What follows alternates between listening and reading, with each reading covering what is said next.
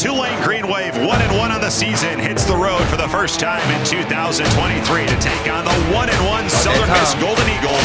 It's the 34th edition of the Battle for the Bell. Keys the 30, turns the field at 20.